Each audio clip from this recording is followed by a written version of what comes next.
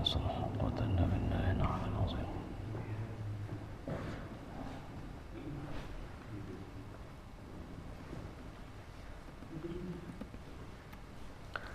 بالله من الشيطان الرجيم بسم الله الرحمن الرحيم رب اشرح لي صدري ويسر لي أمري واحلل عقدة من لساني يفقهوا قولي أحييكم جميعا بتحية الإسلام الخالدة بتحية أهل الجنة بتحية من عند الله مباركة طيبة السلام عليكم ورحمة الله وبركاته.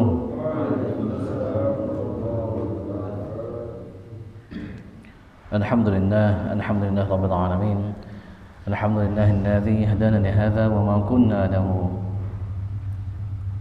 الحمد لله الذي هدانا لهذا وما كنا لنهتدي لولا أن هدانا الله أشهد أن لا إله إلا الله وحده لا شريك له ونشهد أن سيدنا مولانا محمدا عبده ورسوله لا نبي ولا رسول بعده. اللهم صل وسلم وبارك على سيدنا ومولانا محمد صلى الله عليه وسلم وعلى آله وصحبه وأمته إلى يوم الدين. أيها الحاضرون أوصيكم وإياي بتقوى الله أوصيكم وإياي بتقوى الله أوصيكم وإياي بتقوى الله وطاعته فقد فاز المتقون. اللهم انفعنا بما علمتنا وعلمنا ما ينفعنا وارزقنا علوما تنفعنا. اللهم إنا نعوذ بك من علم لا ينفع وقلب لا يخشع ونفس لا تسمع ودعاء لا يسمع. اللهم يا معلم آدم علمنا ويا مفاهم سليمان فهمنا. يا ربنا يا ربنا يا ربنا زدنا علما وارزقنا فهما برحمتك التي وسعت كل شيء. اللهم يا الله آتنا رحمة من عندك وعلمنا من لدنك علما. اللهم ألهمنا رشدنا وألحقنا بالصالحين آمين يا رب العالمين.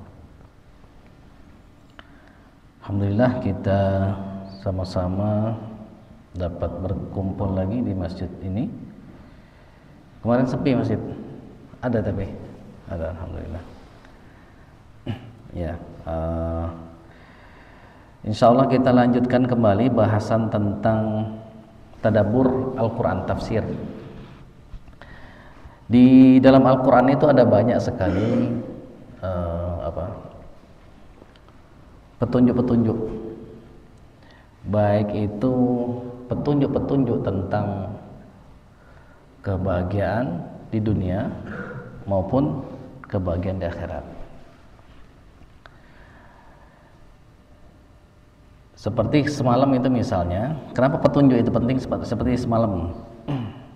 Semalam itu kita diundang Pak Bair itu, minta tolong katanya ruqyahkan rumah baru. Alhamdulillah rumah baru Pak Bair.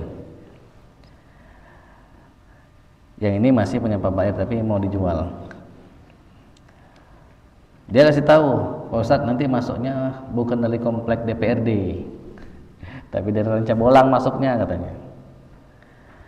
Jangan dari komplek DPRD. Saya nggak begitu saya iya aja. Akhirnya mentok, nggak ada. Tiba-tiba Bibi telepon sudah sampai duluan, terus kata dia, iya nanti dijemput. Kok bisa? Bisa dapat alamatnya. Dia bilang, saya mentok dulu masuk komplek DPRD, habis itu mentok di dinding. Nah, jadi satu komplek ini berbeda, komplek yang DPRD di sini, komplek yang Pak Bair di sini. Dia mentok nggak bisa, akhirnya muter, dapat. Nah itu petunjuk. Jadi dia sudah ngasih tahu, jangan lewat sini, salah. Lewatnya yang di sini, ini yang benar. Tapi kita tidak memperhatikan petunjuk itu. Akhirnya apa? Kita salah, mengulangi kesalahan yang sudah dilakukan oleh orang lain. Nah, seharusnya kalau kita mau lebih besar untungnya itu, lebih banyak dan lebih cepat, maka kita harus belajar dari kesalahan orang lain. Nah, di dalam Al-Quran itu Allah sudah menunjukkan kepada kita jalan-jalan kebaikan. Hanya ada orang yang tidak tahu mana jalan-jalan kebaikan, ada orang yang tahu tapi tidak menjalankan. Ada orang yang tahu tapi tidak paham sehingga nggak bisa menjalankan. Nah, sepertinya di dalam hidup ini pikiran, waktu, tenaga, dan lain-lain sumber daya itu banyak orang habiskan itu untuk mencari rezeki. Benar nggak? Pak Iqbal kemarin ke NTB kemana? NTB ya? Nah, nanti ke sana lagi? Pindah kemana proyeknya? Kalau nggak ke Batam, ke Brunei. Untuk nyari rezeki, untuk kasih nafkah. Misal banyak di antara kita pergi jam berapa? Jam 6 apa jam berapa dari rumah? Pulang ke rumah lagi mungkin bisa jadi kalau Pak Fajar pada Isya. Jam 8 jam 9, jam 8 baru pulang. Istirahat lagi, berangkat lagi jam 6. Nah, setengah 7. Berarti 12 jam lebih dari dihitung-hitung dari perjalanan itu sampai pulang lagi ke rumah. Kalau Pak Hasyim kan shift-shiftan. Kalau Pak Hardi udah merdeka. Kalau dulu Pak Hardi berangkat pagi, pulang petang, kadang malam ya Pak. Kadang nggak pulang-pulang juga kalau lagi dinas luar kota. Maka sumber daya yang dimiliki oleh orang itu banyak digunakan untuk mencari rezeki. Tadi kita baca ayat waktu kita sholat subuh, pas sekali ayatnya itu nggak diatur ya, Mas, lihat tuh ada lihat ini pas. Siapa yang lanjut? Bilal. Oh, lancar berarti hafalannya. Di sana Allah katakan, a'udzubillahi minasyaitonir rajim, bismillahirrahmanirrahim, wa ma khalaqatul jinna wal insa illa liya'budun. Tidaklah aku ciptakan jin dan manusia kecuali tujuannya untuk beribadah kepada Allah. Maksud beribadah itu adalah ada banyak maknanya itu. Salah satu maknanya itu agar dia mengenal, liya'rifun, agar dia mengenal aku, siapa dirinya, siapa diriku. Aku Tuhan, dia hamba. Aku pencipta, dia yang diciptakan. Aku pemberi rezeki, dia yang menerima rezeki. Kata Allah, ma uridu minhum min rizqin wa ma uridu an yut'imun. Aku tidak meminta kepada mereka itu sebuah rezeki. Rezeki itu apa sih maknanya? Kalau kita lihat di kamus Mufradat fi Gharibil Quran, kata rezeki itu maknanya itu pemberian. Bisa pemberian itu dalam bentuk duniawi maupun ukhrawi. Ada lagi yang mengatakan rezeki itu termasuk bagian. Ada lagi yang mengatakan rezeki itu apa yang masuk ke dalam mulut kita, kita telan, itu namanya rezeki. Ada lagi yang mengartikan rezeki itu apa sih? Rezeki itu adalah yang kita peroleh, yang kita dapatkan karena usaha kita dan bisa kita manfaatkan. Jadi kalau tidak kita manfaatkan, itu bukan rezeki kita. Contoh, misal kita berusaha jualan es lilin. Nah, jualan es lilin, satu es lilin berapa? 1.500. Oh, 1.000. 2003. Nah, 2003. Udah jual banyak, dapat misalnya 100.000. 100.000 itu dalam bentuk receh misalnya. Tiba-tiba pas dihitung, nah kenapa sisa jadi 50.000, yang 50.000 kemana? Hilang misalnya. Maka yang 50.000 yang nggak bisa kita manfaatkan, yang bisa dimanfaatkan 50.000 itulah yang disebut rezeki itu. Boleh jadi tidak bisa kita manfaatkan itu karena hilang, boleh jadi karena kita berikan ke orang lain, boleh jadi karena hak ahli waris kita. Misalnya Sayyidina Ali itu ngomong kira-kira maknanya itu, jangan kau berusaha segenap tenaga, pikiran, waktu, sumber daya kau gunakan untuk mencari sesuatu yang tidak bisa kau manfaatkan. Maksudnya apa? Dia kumpul banyak harta, nggak bisa dimanfaatkan untuk ahli warisnya, yang memanfaatkan ahli warisnya. Terus di lain waktu dia mengatakan, Sayyidina Ali mengatakan radhiyallahu anhu, berikanlah harta kepada orang yang suatu saat nanti itu akan kau butuhkan nanti itu. Maksudnya apa? Kasih pinjam utang. Nanti utang itu nanti akan kita bisa manfaatkan. Kasih pinjam ke orang. Nah banyak di antara kita itu nggak mau tuh ngasih pinjam itu uang, apalagi qardun hasan. Qardun hasan itu apa? Pinjaman yang baik, maksudnya apa? Pinjaman tidak ada bunganya. Kalau zaman sekarang uang itu sudah dalam bentuk currency itu apa? Mata uang. Dia dalam bentuk uang fiat. Dia menjadi sesuatu yang nilainya itu berkurang terus karena inflasi. Kalau kita minjam uang sama orang lain 10 juta misalnya, sekarang 10 tahun lagi sama nggak nilainya 10 juta itu? Nah, Pak Fajar ini orang bank nih, berapa persen Pak Fajar berkurangnya itu setahun kira-kira? 1-3%. Nah, Pak Fajar 1-3%. Ada yang mengatakan setahun itu 13% berkurangnya duitnya itu. Maka kalau kita kasih pinjam ke orang 1 juta, kalau misalnya Pak Fajar berarti kalau 3%, 10 tahun berarti berapa? 30% berkurangnya duitnya itu. Berarti sisa 7 juta. Kalau misalnya yang benar 13% 10 tahun udah habis berarti nilainya itu. Kalau misalnya 5% berarti sudah berkurang separuhnya. Berarti nilai yang sekarang 10 juta menjadi 5 juta. Kalau kita minjemin orang terus nggak balik-balik uangnya, itu nilai kita berkurang. Kalau kita minjem ke orang lain, maka harus kita sesuaikan juga, jangan sampai kita menzolimi. Kalau kita minjem ke orang, sesuaikan. Makanya kalau Rasul itu kalau minjem, biasanya kalau Rasul ngasih hadiah tanpa ada perjanjian, tanpa ada kebiasaan, tapi sebagai bentuk terima kasih. Coba lakukan itu, jangan sampai orang dirugikan.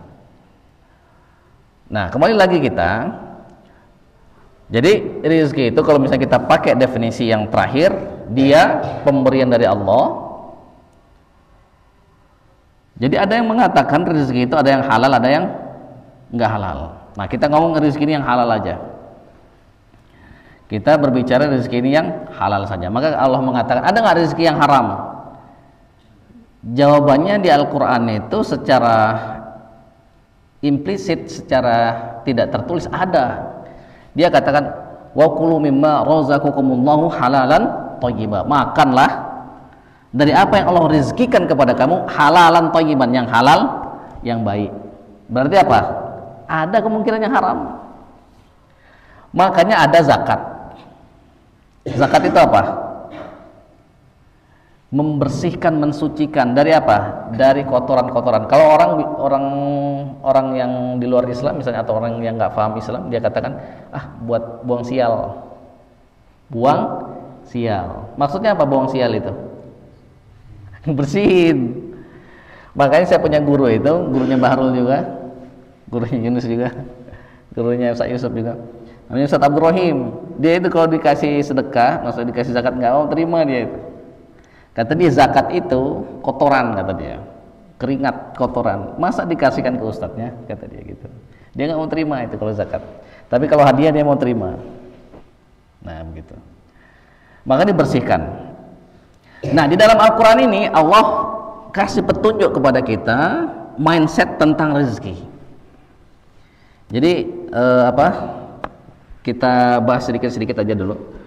Kalau nanti nggak selesai, insya Allah nanti di pertemuan selanjutnya. Sampai nanti bagaimana kita menjadi orang yang dikejar-kejar oleh rezeki gitu, bukan orang yang mengejar-ngejar rezeki.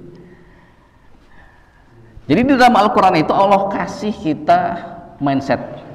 Ma uridu minhum min rizqi wa ma uridu an yut'imun. Aku tidak ingin manusia itu memberiku rezeki, memberiku pemberian. Aku tidak ingin juga mereka itu kasih aku makan. Innallaha huwar razzaqu dzul quwwatil matin. Sesungguhnya Allah itu yang Maha Pemberi. Raziq itu artinya yang memberi. Razzaq yang memberinya itu sangat banyak, namanya Razzaq. Memberi dengan jumlah yang banyak, sering, banyak, tak terbatas waktu. Namanya Ar-Razzaq, kira-kira gitu. Dzul quwwatil matin. Allah punya kekuatan, Allah punya sesuatu yang dapat mengokohkan rezeki itu. Makanya saya pernah mendengar ada kisah itu, ada orang yang rezekinya itu banyak melimpah.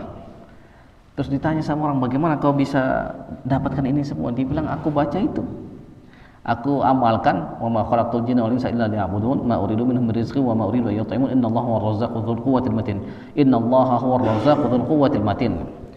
Jadi ada harta itu orang dikasih banyak tapi hilang, dikasih berlimpah tapi nggak berkah. Nah orang itu dikasih banyak berlimpah berkah lama, baca itu katanya itu. Ini saya pernah kasihkan ke Bahrul, nggak tahu diamalkan apa enggak sekarang. Enggak pasti. Dulu aja waktu lagi kayak butuh-butuh gitu. Karena nggak banyak orang yang bisa konsisten. Pak Ardi pernah belum saya kasih tahu? Belum. Waktu di ilmu khalisin kalau nggak salah, belum ya? Lupa lagi. Nah itu dibaca tuh. Az-Zariyat berapa tuh? Ayat 58. Innallaha huwar razzaqu dzul quwwatil matin. Sesungguhnya Allah itu maha pemberi dengan pemberian yang banyak, maha punya kekuatan, dan dia bisa mengokohkan itu semua. Kekuatan yang sangat kokoh. Amalkan itu. Jadi mindsetnya seperti itu. Allah tidak ingin kita kasih rezeki, kalau Allah tidak ingin kita kasih makan Allah, tapi Allah ingin apa? Kita beribadah. Contoh begini, dalam pandangan orang tua misalnya, ini si anak sudah istirahat, ini sudah cukup istirahatnya, ini sudah dibangunin sama orang tuanya, bangun, belajar. Jadi orang tuanya tidak ingin anaknya itu tidur sepanjang hari, tetapi orang tuanya ingin dia ada tidurnya, ada belajarnya. Karena kalau tidur terus nggak ada manfaatnya. Kalau tidur terus mati sebelum dicabut nyawanya itu. Karena an-naum akhul maut, tidur itu saudaranya mati. Orang nggak mau mati tapi mau tidur, tidurnya mau banyak. Ditanya siap mati nggak siap, tapi tidur terus. Padahal dia mati itu kalau tidur itu. Makanya di dalam surga itu tidak ada tidur, karena tidur itu saudaranya mati. Nggak ada tidur, nggak ada buang air, yang ada keringat nanti keluar. Loh kok bisa orang makan tapi nggak mengeluarkan? Gimana logikanya itu? Gimana logikanya? Ada orang makan tapi nggak keluar, sakit nggak orang itu? Sakit. Bahkan nggak tahu kalau sekarang, dulu zaman saya SMA itu ada teman saya itu nggak bisa buang angin. Minum obat-obatnya mahal itu, satu obatnya itu mahal. Nggak tahu sekarang berapa harganya itu. Mahal sekali katanya. Nah makanya kalau santri-santri ini mungkin di mana-mana bisa buang angin itu. Tapi kalau orang-orang tertentu nggak bisa dia. Nah bagaimana logikanya kita makan banyak di surga nggak ada buang air? Gimana logikanya itu? Seperti bayi. Seperti bayi di dalam kandungan. Bayi makan enggak? Makan dari mana? Makan dari pusat plasenta ibunya. Ditransfer oleh ibunya itu. Makanya biasanya ibu-ibu kalau hamil kadang giginya lepas 1, 2, kropos. Ini banyak yang nggak terlihat ya di santri. Pada kemana? Yang nggak hadir. Rinat mana Rinat? Nggak kelihatan. Laif. Nggak ada.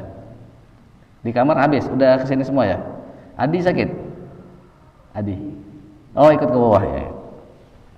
Nah jadi seperti bayi itu makan tapi tidak buang air. Nah itu mindset yang pertama. Sesungguhnya kita ini diperintahkan untuk ibadah. Sama seperti si anak tadi disuruh orang tuanya untuk bertumbuh, bukan untuk membuang-buang waktunya. Misal dikasih handphone, dipakai sama dia ngegame, dilihat sama orang tuanya, kenapa kamu nge-game? Nggak lihat yang lain, bisa belajar yang sesuatu bermanfaat, membaca banyak hal, atau menonton video yang banyak manfaatnya. Nah begitu. Jadi Allah pilihkan kepada kita sebuah pilihan yang memang kita itu diciptakan untuk itu, untuk ibadah. Ibadah itu bisa banyak, bisa ibadah yang mahdhoh. Mahdhoh itu apa maksudnya? Mahdhoh apa? Tahu nggak? Ahli kitab apa nggih? Ibadah mahdhoh. Mahdhoh itu ditentukan. Apa yang ditentukan? Kira-kira secara simpel ya, mana yang ditentukan apanya? Waktunya, tempatnya, tata caranya. Contohnya apa? Sholat. Ada nggak waktu-waktu sholat? Ada. Walaupun orang saking solehnya belum masuk waktu sholat sudah mau sholat, sudah sholat. Said belum masuk waktu sholat sudah sholat, saking solehnya itu. Nah, itu tidak sah karena itu ibadah yang sudah ditentukan. Inna sholata kanat 'alal mu'minina kitaban mawquta. Sesungguhnya sholat itu kewajiban orang yang beriman yang sudah Allah tentukan waktunya. Mawquta berasal dari kata waktu. Mawqut sudah ditentukan waktunya itu. Haji kita walaupun punya banyak duit, akhirnya bikin Ka'bah misalnya di mana tuh? Anggaplah di Al-Karim, bikin Ka'bah. Sewain, ayo siapa yang mau haji ke sini aja. Laku nggak? Nggak laku, makanya Abraha itu dia bikin istana itu kayak semacam tempat ibadah lah, karena dia lihat Ka'bah ini lumayan, ini banyak datang dari mana-mana, ini omset ini cuan. Tapi nggak berhasil, dia bangun semewah-mewahnya, jauh lebih mewah. Ka'bah itu kan apa coba, kalau misalnya secara material, orang kalau cuma lihat secara materi, maksudnya secara fisik aja, Ka'bah apalagi zaman dulu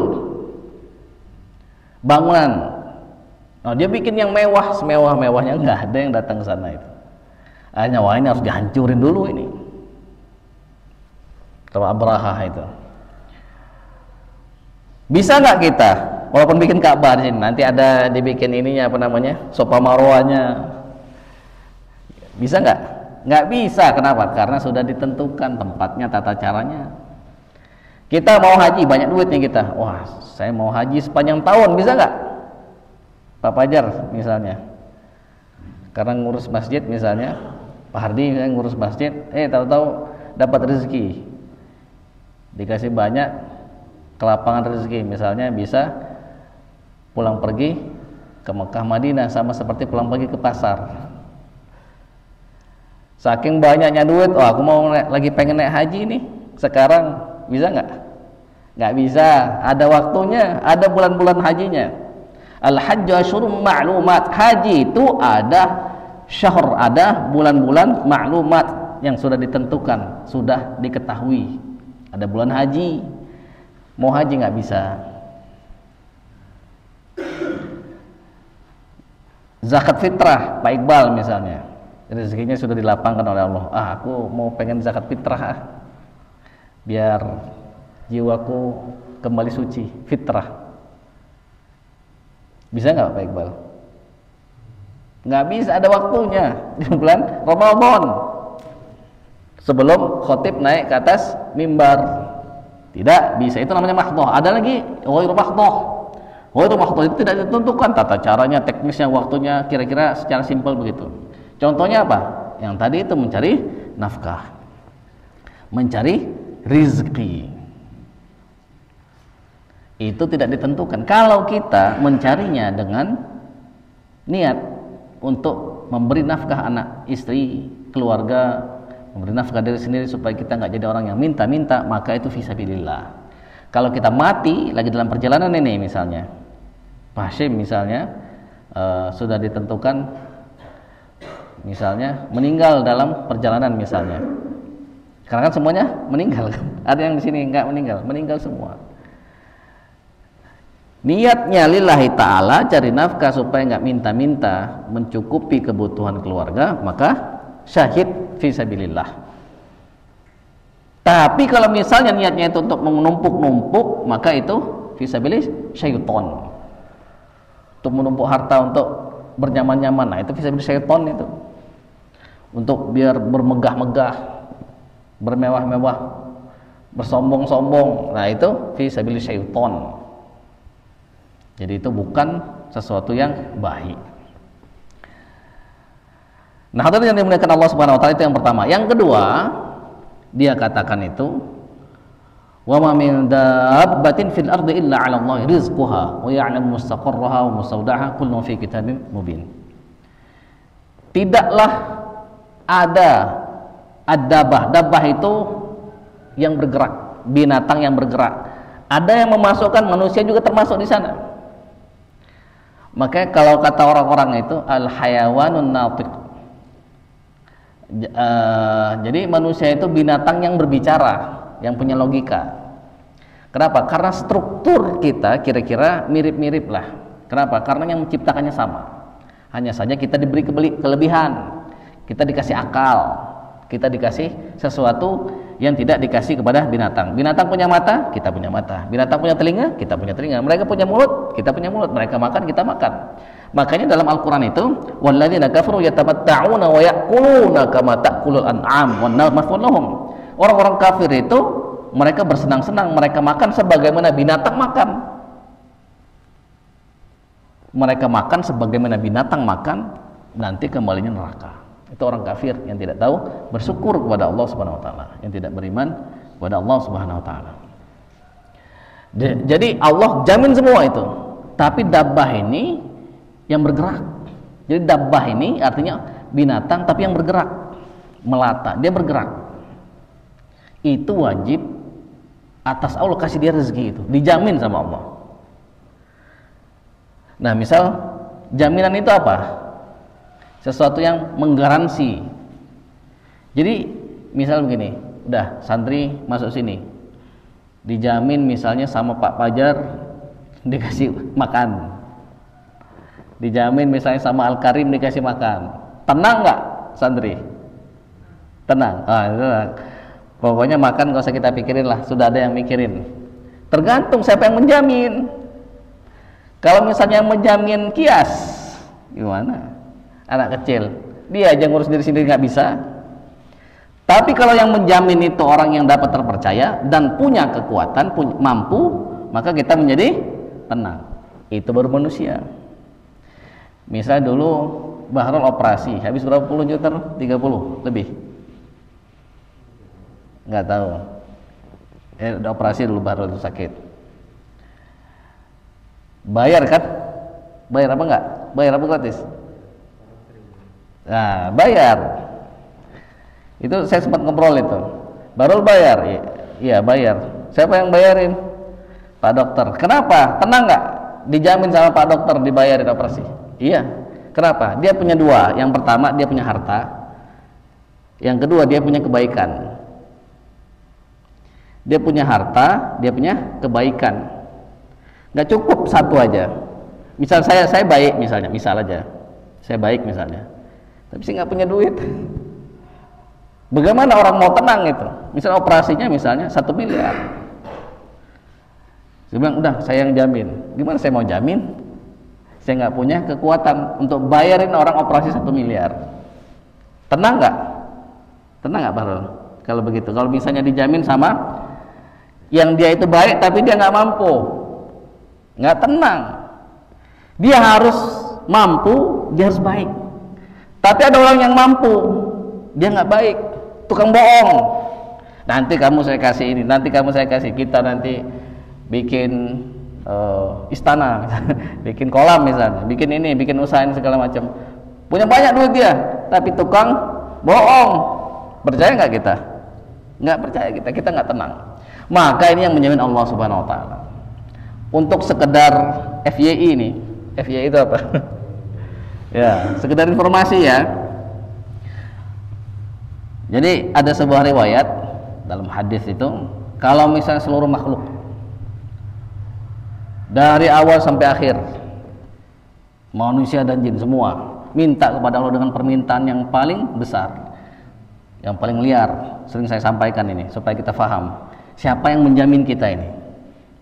Minta semua dengan permintaan yang paling besar, yang paling liar. Kalau bahasa saya yang paling liar. Apa itu permintaan yang paling liar? Pak Fajar, apa permintaan yang paling besar kira-kira? Yang kira-kira sepertinya mustahil, hal yang mustahil, hal yang mustahil. Apa kira-kira Pak Hashim? Bibi apa Bibi? Istana segede apa? Istana di Antartika. Nah, ya. Pak Hardi apa kira-kira permintaan yang paling besar? Belum kepikir, Pak Iqbal? kepikir.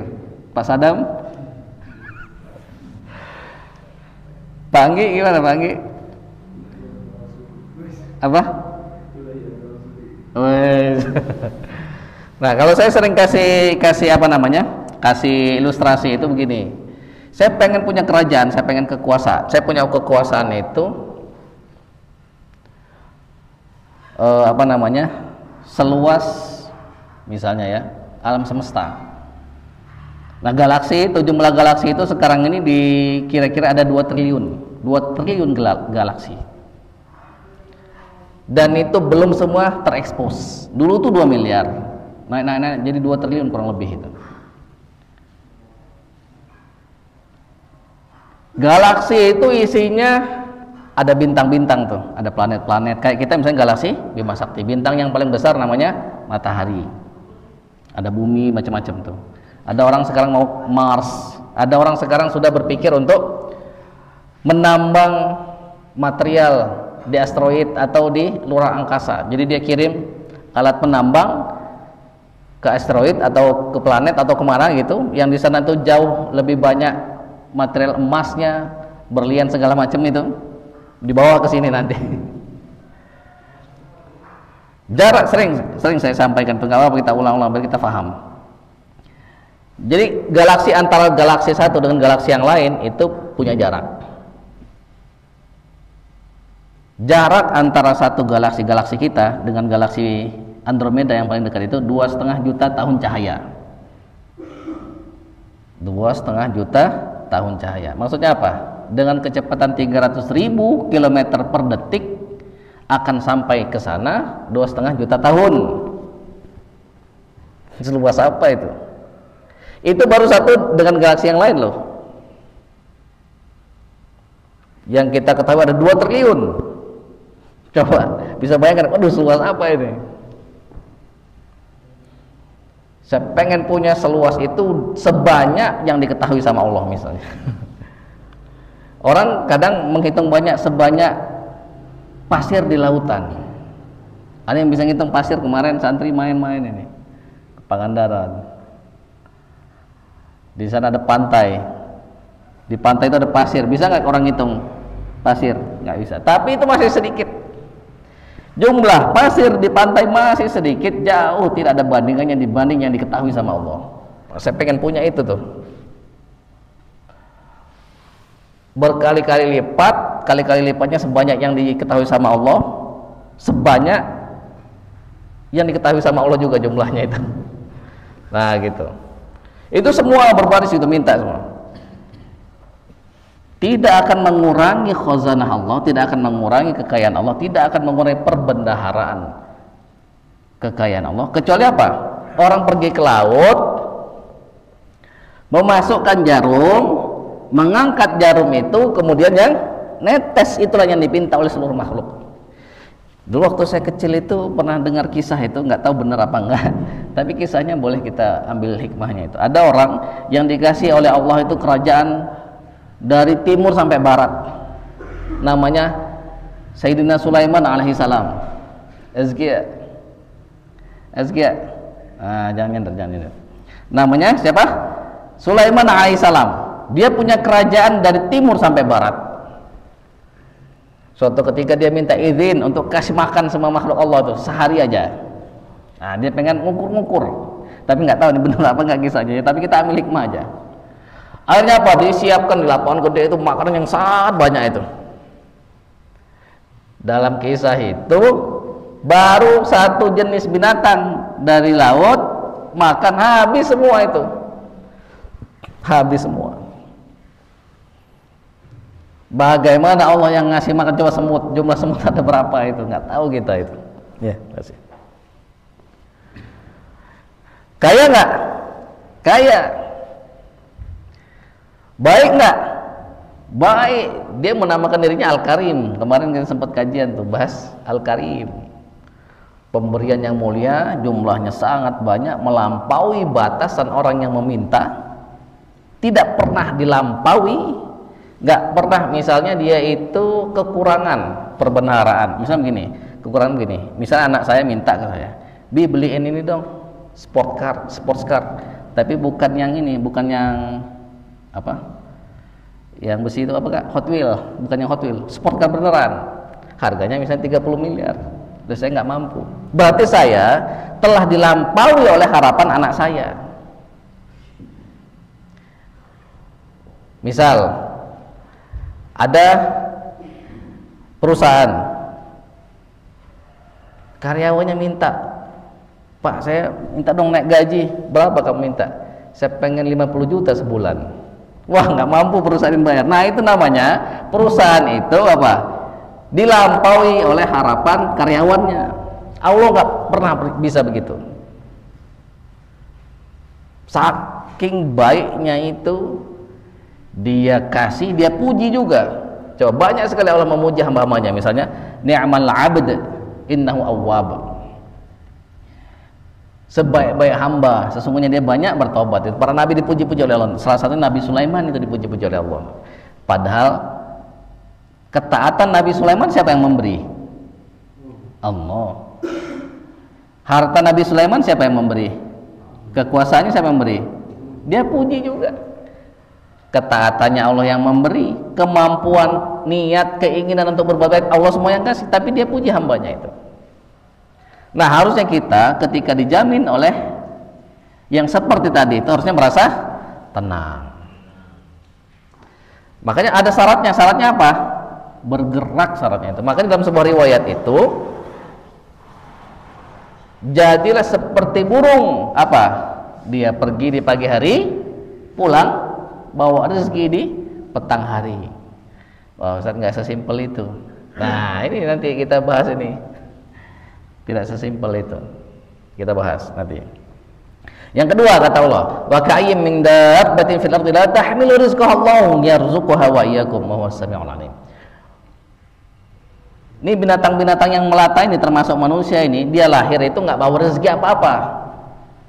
La tahmilu rizqaha, nggak bawa rezekinya, nggak ada apa-apa. Allah yarzuquha wa iyyakum. Allah yang kasih dia rezeki, sama kalian juga. Ingat berarti kita lahir apa? Kalau kata orang, kalau dia dapat warisan langsung kaya. Bukan begitu maksudnya. Tadi kan sudah kita bahas, dari situ apa yang kita apa? Usahakan, yang kita dapatkan, yang kita bisa manfaatkan. Itu namanya rezeki. Kalau belum kita manfaatkan berarti belum tentu rezeki kita itu. Nih, sudah ada di hadapan. Kalau nggak dimakan masuk dalam mulut, tertelan, dimanfaatkan, nah baru itu rezeki. Tapi kalau cuma dilihat, ya belum tentu.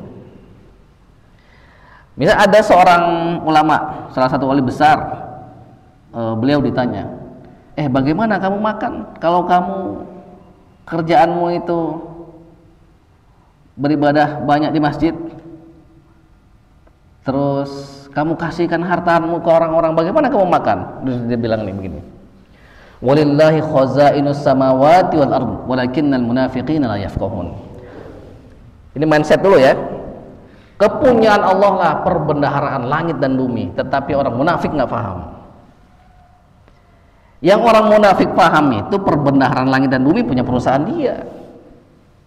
Yang orang munafik paham itu punya pemerintah saja.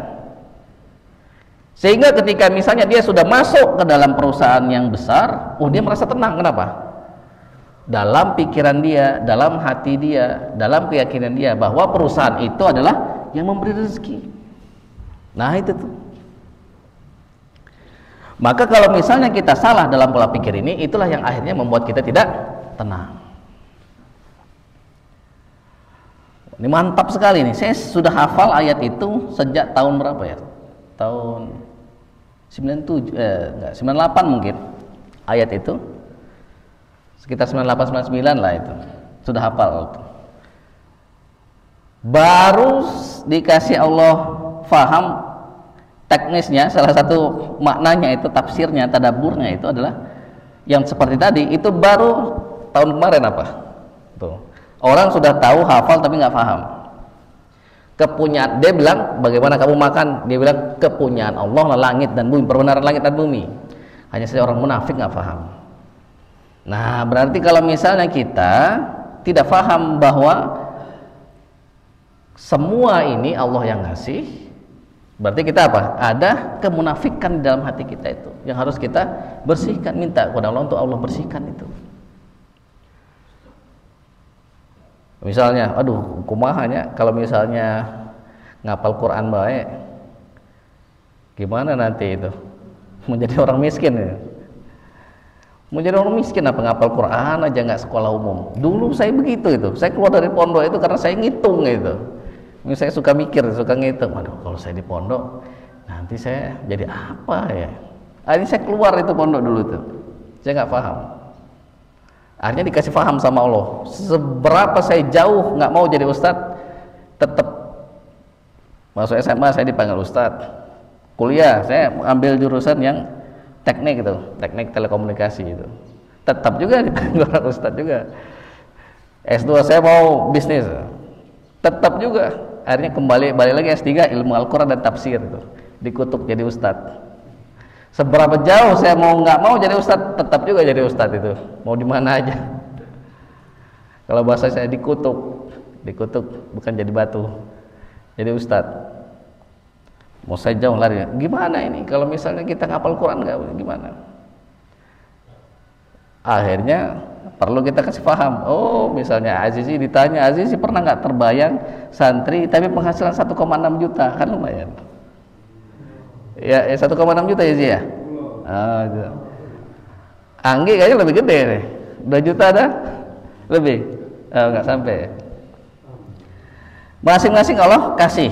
Kata Allah begini, walau basatallahu rizqa li'ibadihi la baghaw fil ardi walakin yunazzilu biqadri ma yasha. Kalau seandainya rezeki itu Allah lapangkan untuk semuanya, la baghaw fil ardi, nanti mereka akan memberontak, nanti mereka akan melampaui batas, nanti mereka akan merusak diri mereka sendiri dan merusak orang lain. Walakin tetapi yunazzilu biqadri ma yasha. Allah turunkan rezeki itu sesuai dengan kadarnya. Makanya kita pernah mendengar kisah namanya Qarun. Inna Qaruna kana min qaumi Musa fabaghu alaihim. Sesungguhnya Qarun itu kaumnya Nabi Musa dulunya itu, tapi dia memberontak. Fabaghu alaihim. Dia menyelisih apa yang diajarkan oleh Nabi Musa. Kami kasih harta yang mana kunci-kuncinya itu berat dipikul oleh orang yang kuat. Berat, akhirnya nggak bisa tuh dipikul. Pakai apa? Pakai gerobak, pakai alat. Saking beratnya itu kunci-kuncinya baru itu. Mafatih itu kunci-kunci itu. Kuncinya aja. Nah, akhirnya apa? Rugi dia. Jadi dalam riwayat itu kalau kita baca di Hilyatul Auliya ada sebuah riwayat itu kata Allah dalam hadis qudsi, Musa, bukan aku tidak mampu memberimu kekuasaan lebih besar daripada kekuasaan yang kuberikan kepada Firaun. Bukan aku tidak mampu memberikanmu harta lebih banyak daripada harta yang kuberikan kepada Firaun. Tetapi kalau itu diberikan, itu akan merubah fokusmu nanti, berpengaruh kepada fokusmu. Fokusnya apa? Akhirnya fokusnya sesuatu yang kecil, yang sepele. Nah begitu, itu yang harus kita pahami dulu. Jadi rezeki itu dari Allah, terus punya Allah, Allah itu maha baik dan dia berikan sesuai dengan kadarnya. Nanti kayaknya kalau diskusi lebih seru nih. Dia berikan sesuai dengan kadarnya dan dia tetapkan bahwa itu rezeki itu dia yang memberi. Itu dia katakan begini, wa arsalna ar-riyaha lawaqiha fa anzalna minas samaa'i ma'an fa asqainakum wa ma lastum lahu biraziqin. Kami kasih tiup angin, dia awan terus menurunkan air itu minum kalian dan bukan kalian yang kasih rezeki, kata Allah. Wa ma lastum lahu biraziqin, bukan kalian yang kasih rezeki itu. Ya, santri dalam otaknya mungkin dari saya dalam otak mereka itu sebagian mungkin, tapi bukan. Saya misalnya dikasih amanah oleh Allah, kita dikasih amanah, santri datang misalnya, dalam pikiran saya dulu itu, aduh gimana makannya ini, gimana ini segala macam, dan saya itu orangnya nggak enakan kalau misalnya memberatkan orang itu, saya nggak enakan orangnya, saya nggak mau memberatkan orang gitu. Makanya sampai saat ini pendidikan yang saya buka itu gratis itu, walaupun kita kadang harus melatih orang juga untuk bersedekah itu, tapi secara umum rata-rata gratis itu. Dan kenapa ini saya lakukan? Karena ketika dia bayar itu saat ini bisa menggoyangkan ketawakalan saya kepada Allah. Jadi saya tawakalnya itu kepada iuran santri, bukan tawakal kepada Allah. Ketika kita masih tawakal kepada selain Allah, selama itu kita akan diberi kesempitan. Selama itu kita akan kekurangan itu. Makanya rezeki itu ada yang berkah, ada yang tidak berkah. Misal begini, ada orang diberikan 1 juta sehari, ada orang diberikan 1 juta sebulan. Misalnya Bibi berapa? 1 juta. Nah, 1 juta. Dia lebih nggak? Ada lebih berapa? 1.200.000 ada. Nah, Bibi misalnya dapat penghasilan 1.200.000. Ini santri-santri Al-Karim ini kaya-kaya. Sehari. Sebulan, ada yang sebulan, ada yang sehari. Banyakan mana? Sebulan apa? Sehari, 1 juta. Benar? Benar? Benar? Siapa? Cung, siapa yang 1 juta sehari atau 1 juta sebulan? Adik, 1 juta sebulan lebih banyak apa 1 juta sehari lebih banyak penghasilan? Iya, lebih banyak yang mana? Sehari atau sebulan? Hah? 1 juta sebulan. Berarti bertentangan sama Resto. Resto 1 juta sehari lebih banyak katanya. Kalau adik 1 juta sebulan. Kenapa? Ini unik ini. Harus ditanya ini. Kok bisa 1 juta sebulan lebih banyak daripada 1 juta sehari? Kenapa? Imannya goyang berarti. Imannya goyang. Kalau 1 juta sehari, sebulan itu anggaplah misalnya 25, berarti 25 juta penghasilannya itu. Ternyata pengeluarannya itu 100 juta. Tiba-tiba anaknya kecelakaan, masuk rumah sakit. Dia ada BPJS, BPJS nggak bisa dipakai. Terus dia punya keinginan, wah kayaknya enak juga nih kalau pakai baju branded. Wah kayaknya enak nih ganti motor. Wah enak nih kayaknya renov rumah. Habis sebulan 100 juta dia keluar itu. Yang 1 juta ini keluar uang berapa? Keluar uang misalnya 500.000. Ada nyisa 500.000. Jadi banyak dan sedikit itu tergantung keberkahannya. Maka kata Rasulullah SAW itu, laisal ghina an kathratil mal.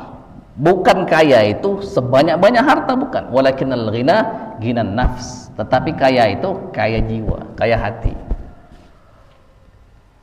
Qanaah itu merasa cukup dengan apa yang diberikan oleh Allah. Maka kata Allah itu, kata Rasulullah SAW itu, kalau kamu melihat dunia, lihatlah yang lebih bawah. Misalnya apa? Santri, ada yang penghasilannya misalnya 300.000 sebulan, ada yang 250.000 sebulan, ada yang 200.000, ada yang mungkin nggak ada penghasilan. Kalau melihat temannya yang lebih gede gajinya, misalnya dulu baru sampai 2 jutaan itu penghasilannya itu. Enak juga kayaknya minta royalti nih ke santri. Santri 2 juta misalnya, yang penghasilannya misalnya 250.000, ini ngelihat yang lebih tinggi, puas nggak dia? Pasti kurang. Wah kurang. Akhirnya menyebabkan dia apa? Sempit hatinya itu. Tapi kalau lihat dengan lebih bawahnya, ada saudaraku yang dia nggak punya penghasilan, aku masih punya. Saudaraku dia diberi oleh orang tuanya, aku bisa cari nafkah sendiri. Kalau misalnya kita melihat dunia itu dengan orang yang lebih rendah dari kita bersyukur nanti. Untuk akhirat lihat yang lebih tinggi. Kita sudah banyak nih hafalannya nih. Aku sudah 10 juz, udahlah aman lah. Al-Baqarah Al-Imran udah kepegang. Nanti kan kasih syafaat, ditambah Al-Mulk sama As-Sajdah. Nanti kasih syafaat, udahlah cukup. Jangan begitu kalau untuk urusan akhirat. Kalau untuk urusan dunia lihat dengan yang lebih bawah. Nah, terus yang terakhir ada banyak sebenarnya bisa kita bahas ya. Cuman kita singkatkan saja. Nanti kita lihat yang mana lebih dibutuhkan. Yang terakhir, di dalam Al-Quran itu Allah kasih kita clue. Kasih kita apa clue itu? Hint apa? Kata kunci kira-kira. Di dalam Al-Quran, kalau kita pengen dapat rezeki itu, yang pertama, Dia katakan, "Wa may yattaqillah yaj'al lahu makhraja wa yarzuqhu min haitsu la yahtasib." Siapa yang bertakwa kepada Allah, Allah pasti kasih dia jalan keluar dan selalu kasih dia jalan keluar dari setiap permasalahannya. Dan kasih rezeki dari arah yang dia tidak pernah duga itu. Jadi kalau kita bisa sebaliknya, ini berlaku sebaliknya ini. Kalau kita mau mengecek ketakwaan kita, cek apakah kita selalu dapat jalan keluar dari setiap permasalahan kita? Apakah kita mendapat rezeki dari yang tidak kita sangka-sangka? Nah, kalau iya begitu, berarti itu salah satu indikasi kita ketakwaannya diterima oleh Allah itu. Jadi yang tidak disangka-sangka bukan yang banyak. Yang tidak disangka-sangka itu apa? Kalau misalnya Pak Iqbal dapat gaji dari perusahaan, anggaplah misalnya 15 juta misalnya.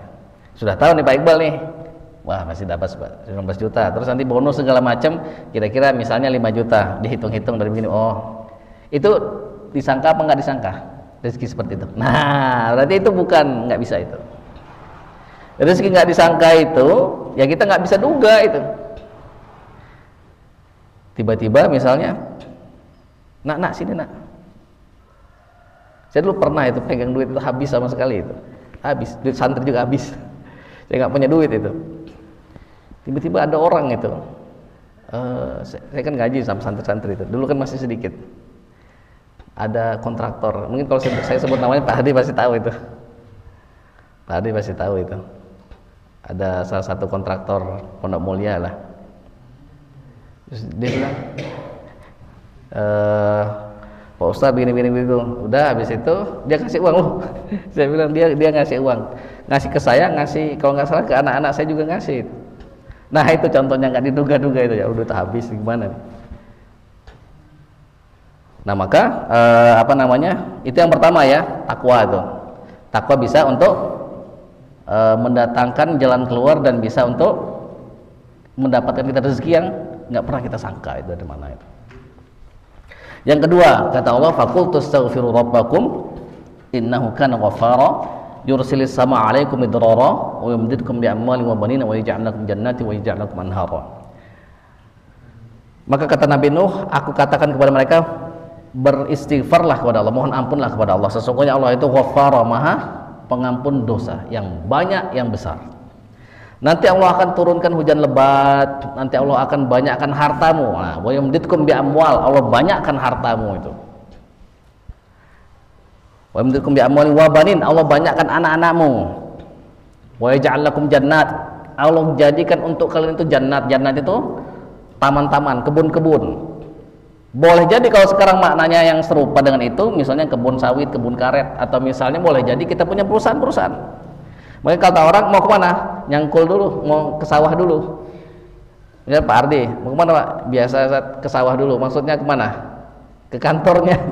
Kan Pak Ardi nggak punya sawah, maksud nyangkul di sawah itu maksudnya ke kantornya. Kan Pak Ardi kan tentara, tapi dia nyebut itu. Nah, jadi siapa yang mau punya banyak perusahaan, siapa yang mau banyak harta dipanjangkan, anak juga dibanyakkan, nah itu astagfirullah innahu kana ghaffara. Saya dulu pernah ngimam di musola kecil itu, waktu saya baru selesai 30 juz itu, saya ngimam di musola kecil itu.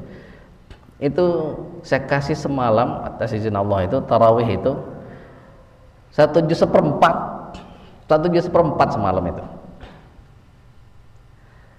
1 juz seperempat itu. Orangnya udah tua-tua itu. Lebih tua dari Pak Hardi itu. Udah ini, petani-petani banyak itu. Nggak komplain. Nggak komplain dia itu 1 juz seperempat itu. Nggak komplain. Nah, kalau di sini saya baru kasih setengah halaman udah banyak yang komplain. Ini satu 1 juz lebih itu. Saya ajak di sini belum Ustaz, nantilah Ustaz. Ah, ya sudah, kapan siapnya aja. Nah, di sana itu setiap paginya itu dia baca astagfirullah innahu kana ghaffara, astagfirullah innahu kana ghaffara, astagfirullah innahu kana ghaffara, astagfirullah innahu kana ghaffara. 100 kali dia baca itu. Saya dulu nggak tahu, saya sudah hafal ayat itu faqultu astaghfiru rabbakum innahu kana ghaffara yursilis dan seterusnya. Itu tahun 98 itu. Kalau nggak 97, 98 itu saya hafal itu.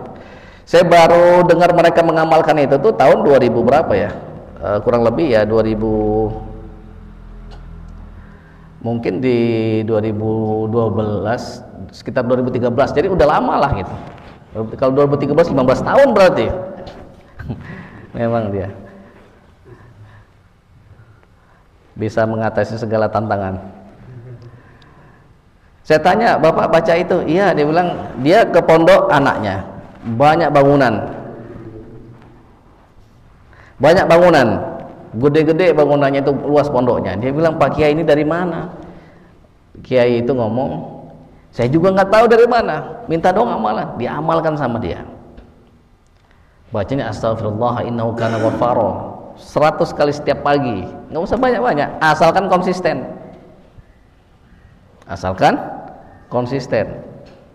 Diamalkan terus sama dia itu, sama teman-temannya. Akhirnya anaknya itu, rumahnya itu paling jelek di kampungnya itu, sekarang jadi paling bagus di kampungnya itu. Saya ngelihat dengan mata kepala saya sendiri itu, dari yang paling jelek sampai yang paling bagus saya lihat. Nah itu bisa tuh diamalkan itu. Nah terus yang selanjutnya ada zikir-zikir yang bisa kita baca, kita amalkan untuk dilapangkan oleh Allah rezeki itu. Dan itu saya lakukan itu. Dari setelah selesai sholat qobliyah, baca apa? Subhanallah bihamdihi, subhanallahil azim. Subhanallah bihamdihi, subhanallahil azim, astaghfirullah. Subhanallah bihamdihi, subhanallahil azim, astaghfirullah. Subhanallah bihamdihi, subhanallahil azim, astaghfirullah.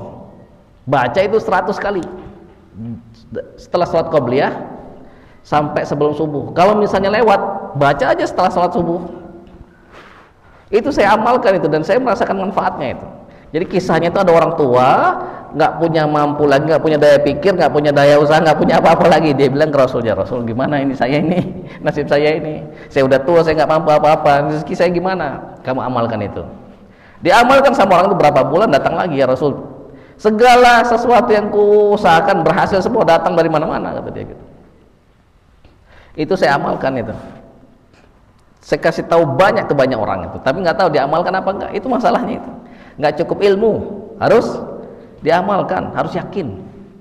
Nah, terus yang terakhir di Al-Qur'an itu, mathalul ladzina yunfiquna amwalahum fi sabilillah kamathali habbatin ambatat sab'a sanabila fi kulli sumratin mi'atu habbah. Perumpamaan orang yang menginfakkan hartanya di jalan Allah Subhanahu wa taala sebagaimana perumpamaan satu butir. Dari satu butir itu tumbuh 7 cabang, dari setiap cabang itu tumbuh 100. Satu yang diinfakkan 700 yang diberikan oleh Allah paling tidak. Maka kemarin kita diundang Pak Bair tuh, wah bagus rumahnya itu. Harganya dia bilang, "Pak Bair ini berapa harganya?" "Murah, Tat." "Berapa?" 250.000 kata dia. Berapa itu? Sebulan 250.000 dia bilang. Maksudnya gimana, saya nggak ngerti kan. Itu sedekah. Oh iya, dia itu rajin wakaf di Masjid Al-Karim itu. 250.000 per bulan. Dari sana dibukakan oleh Allah rezekinya itu. Dibukakan oleh Allah SWT rezekinya itu. Rumah, tapi harga yang sebenarnya berapa? 1,3 miliar. Jadi dia bilang dilapangkan benar-benar oleh Allah SWT rezekinya itu. Bahkan dulu kemana-mana, pindah sini, pindah sana, pindah sini. Sempat juga ke beberapa tempat lah gitu, disebutkan namanya itu. Nah begitu. Oh saya bilang, oh begitu ya Pak Bair ya. Boleh juga tuh nanti diamalkan itu. Nah silakan aja diamalkan. Nah tapi harus kita pahami bahwa nikmat Allah itu ada nikmat yang berupa nikmat zahir, ada juga nikmat batin, ada nikmat duniawi, ada nikmat ukhrawi. Idealnya kita bisa dapat semuanya. Nikmat zahir, nikmat batin, nikmat dunia, nikmat di akhirat. Dan itulah yang kita diperintahkan untuk baca Rabbana atina fid dunya hasanah wa fil akhirati hasanah wa qina adzabannar. Tapi kalau tidak bisa, ya hendaknya kita jangan sampai kita membayar mahal. Jangan sampai kita membayar mahal nikmat yang kecil dibayar dengan sesuatu yang besar. Contohnya begini. Misal ini aqua ini, ada nggak di sini yang mau beli ini? Aqua yang ini Al-Maksum ini dengan harga 100.000. Satu ada? Nggak ada. Apalagi 1 juta, apalagi 10 juta, apalagi lebih tinggi dari itu. Nggak ada orang yang mau bayar ini apa namanya, 100.000 nggak ada, kecuali dipoles-poles. Nanti saya doakan, atau misalnya dapat tanda tangan siapa, Restu misalnya, boleh jadi ada orang yang mau.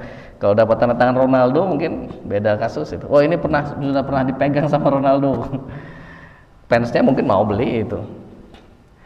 Tetapi kalau untuk urusan akhirat, orang banyak jual itu akhiratnya itu untuk dapatkan kenikmatan duniawinya itu. Akhirnya akhiratnya dijual. Nggak ada bandingannya itu. Akhirat itu kenikmatan yang sangat besar. Paling miskin berapa? 10 kali lipat kerajaan dunia. 10 kali lipat kerajaan dunia itu. Yang paling miskin itu. Yang dia baru selesai sidak, ngelihat ruangan-ruangannya, istana-istananya selesai itu dicek sama dia, 2000 tahun baru selesai. Bisa kebayang nggak itu? Segede apa itu? 2000 tahun baru selesai. Nah itu kenikmatan akhirat dijual sama orang-orang itu untuk mendapatkan kenikmatan dunia. Apa itu? Bersekutu dengan syaitan, bersekutu dengan jin. Apa itu? Apa sih orang itu datang kemana? Apa Pak namanya tuh Pak? Orang yang datang kemana itu pesugihan. Tahu ini pernah nggak? Coba jewer dulu yang pernah. Pesugihan segala macam, dia jual akhiratnya untuk duniawinya, itu rugi itu. Nah, jangan sampai seperti itu. Mungkin ini saja yang kita bahas. Ada pertanyaan? Ada? Tidak ada? Jelas ya? Ya, mudah-mudahan dapat diamalkan oleh semua gitu. Amin ya rabbal alamin. Kita akhiri alhamdulillah, alhamdulillah rabbil alamin, dan doa kafaratul majlis. Subhanakallahumma wa bihamdika nasyhadu an la ilaha illa anta nastaghfiruka wa natubu ilaik. Allahumma shalli wa sallim wa barik ala sayyidina Muhammad. Allahumma ij'alna minal ladzina yastami'una al-qawla fayattabi'una ahsana. Allahumma ij'alna min ulil albab. Allahumma ij'alna mimman radiyallahu anhum wa radu anhu. Waj'alna mimman wujuhun yawma'idin nadhirah ila rabbiha nadhirah. Waj'alna minal ladzina qila lahum ya ayyatuhan nafsul mutmainnah irji'i ila rabbika radiyatan mardiyah fadkhuli fi 'ibadi wadkhuli jannati. Allahumma inna nas'aluka at-tuqa wal 'afafa wal ghina. Allahumma kfina bihalalika 'an haramika bi ta'atika 'an ma'siyatika bi fadlika 'amman siwak. Allahumma ansur ikhwanana al-muslimina wal mujahidin al madhlumina fi Filistin wa fi kulli makanin wa zaman. Allahumma harrir al-masjid al-aqsa min rijs al-yahud as-sahyuniyya Isra'il wa syurakaihim. Allahumma akrimna bis salati fi al-masjid al-aqsa qabla mamatina. Allahumma barik lana, Allahumma barik 'alaina, Allahumma barik fina bi rahmatika allati wasi'at kulla syai'. Subhana rabbina rabbil izzati amma yasifun wa salamun 'alal mursalin. Alhamdulillah rabbil alamin. Assalamualaikum warahmatullahi wabarakatuh.